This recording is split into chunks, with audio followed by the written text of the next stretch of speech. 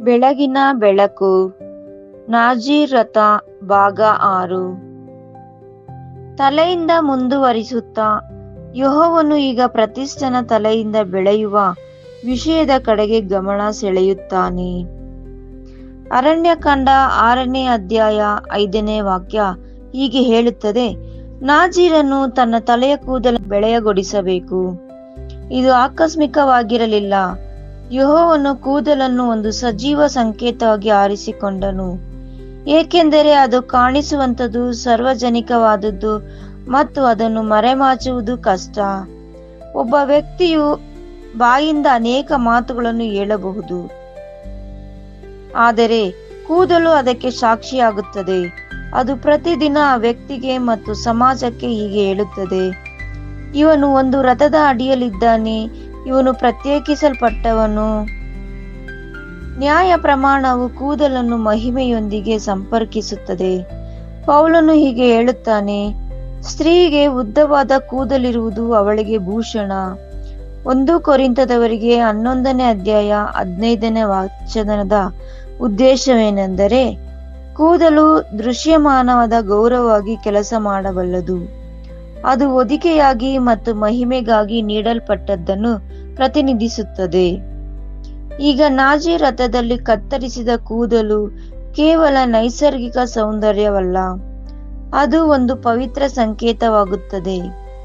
ಅದು ಕೇವಲ ಸಾಮಾನ್ಯ ಅರ್ಥದ ಮಹಿಮೆ ಅಲ್ಲ, ಅದು ಪ್ರತ್ಯೇಕತೆಗೆ ಸಂಬಂಧಿಸಿದ ಮಹಿಮೆ.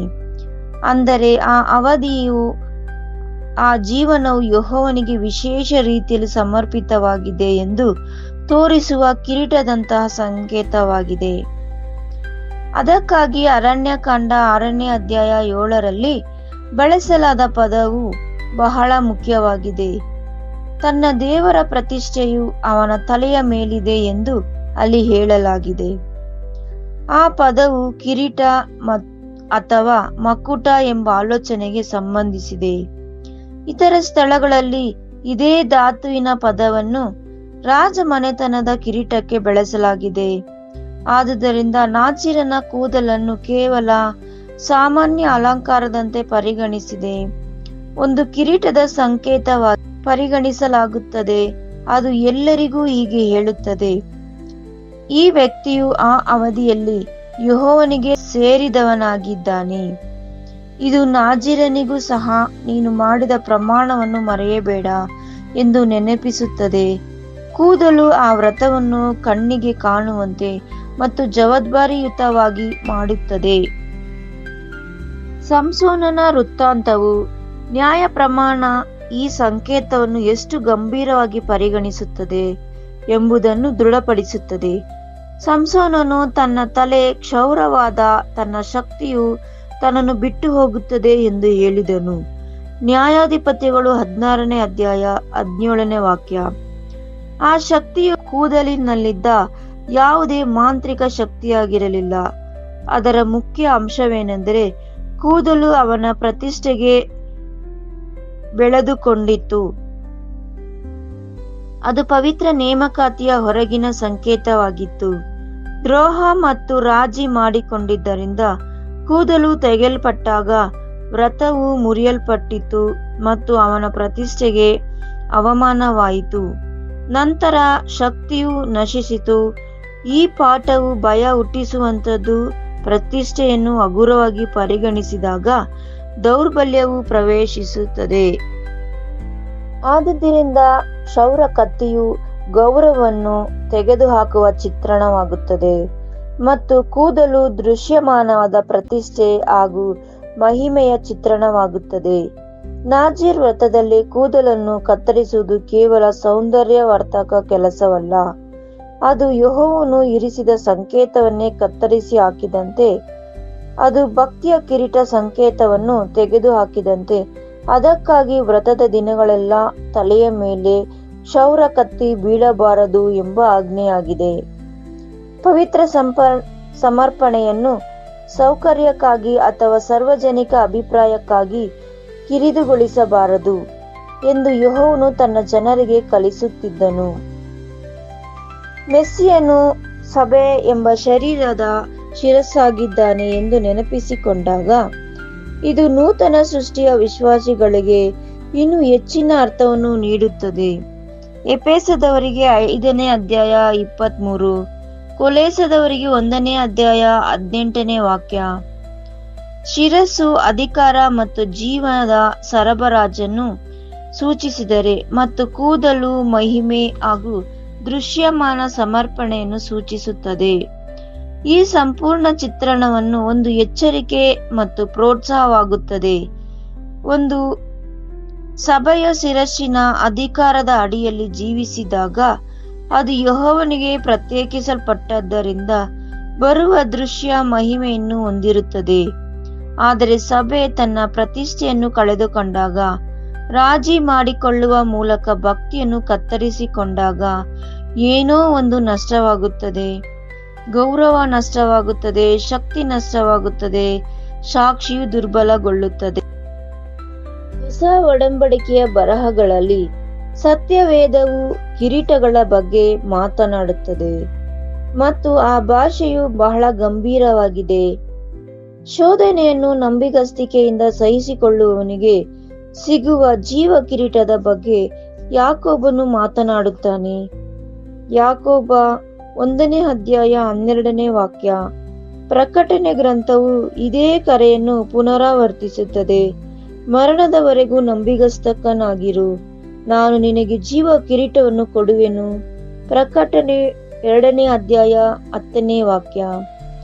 ಮೆಸ್ಸಿಯನ ಪ್ರತ್ಯಕ್ಷತೆಯನ್ನು ಪ್ರೀತಿಸುವವರಾಗಿ ಕಾದಿರುವ ನೀತಿ ಎಂಬ ಕಿರೀಟದ ಬಗ್ಗೆ ಪೌಲನು ಮಾತನಾಡುತ್ತಾನೆ. 2 ತಿಮೋಥಿ 4ನೇ ಅಧ್ಯಾಯ 8ನೇ ವಾಕ್ಯ. ಈ ಕಿರೀಟಗಳು ಯೆಹೋವನಿಂದ ಸಿಗುವ ಪ್ರತಿಫಲ ಮತ್ತು ಗೌರವದ ಬಗ್ಗೆ ಮಾತನಾಡುತ್ತವೆ. ನಿಷ್ಠೆಯಿಂದ ಸಹಿಸಿಕೊಳ್ಳುವವರಿಗೆ ಯೆಹೋವನು ಏನು ನೀಡುತ್ತಾನೆ ಎಂಬುದನ್ನು ಇವು ಸೂಚಿಸುತ್ತದೆ. ಆದುದರಿಂದ ನಾಜೀರನ ಕೂದಲು ಒಂದು ಕಿರೀಟ ಸಂಕೇತವಾಗಿದೆ, ನಮಗೆ ಸರಳವಾದುದನ್ನು ಕಲಿಸುತ್ತದೆ. ನಿಷ್ಠೆಯು ಅಮೂಲ್ಯವಾದುದು ಮತ್ತು ಪ್ರತಿಫಲವನ್ನು ನೈಜವಾದುದು. ಅದಕ್ಕಾಗಿಯೇ ಪ್ರತಿಫಲವನ್ನು ಕಳೆದುಕೊಳ್ಳುವ ಬಗ್ಗೆಯೂ ನ್ಯಾಯಪ್ರಮಾಣ ಎಚ್ಚರಿಕೆಯನ್ನು ನೀಡುತ್ತದೆ.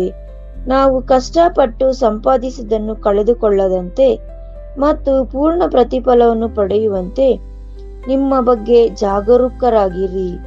2ನೇ ಯೋಹಾನ 1ನೇ ಅಧ್ಯಾಯ ಮತ್ತು 8ನೇ ವಾಕ್ಯ. ಮತ್ತು ಪುನಃ ನಿನ್ನ ಕಿರೀಟವನ್ನು ಯಾರು ಕಿತ್ತುಕೊಳ್ಳದಂತೆ ನಿನಗಿರುವುದನ್ನು ಗಟ್ಟಿಯಾಗಿ ಹಿಡಿದುಕೋ. ಪ್ರಕಟಣೆ 3ನೇ ಅಧ್ಯಾಯ 11ನೇ ವಾಕ್ಯ.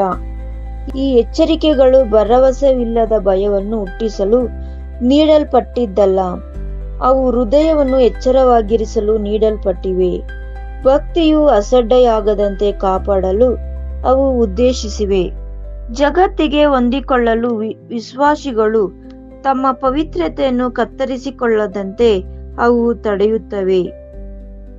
ಹೀಗೆ ನಾಜಿ ಸಂಕೇತವು ಪ್ರತಿಷ್ಠೆಯು ದೃಶ್ಯಮಾನವಾಗಿರಬೇಕು, ಸಂರಕ್ಷಿಸಲ್ಪಡಬೇಕು ಮತ್ತು ಗೌರವಿಸಲ್ಪಡಬೇಕು ಎಂದು ಕಲಿಸುತ್ತದೆ. ತಲೆಯು ಮೆಸ್ಸಿಯನ ಅಡಿಯಲ್ಲಿರುವ ಅಧಿಕಾರವನ್ನು ಸೂಚಿಸುತ್ತದೆ. ಕೂದಲು ಮಹಿಮೆ ಮತ್ತು ಸಾರ್ವಜನಿಕ ಸಮರ್ಪಣೆಯನ್ನು ಸೂಚಿಸುತ್ತದೆ.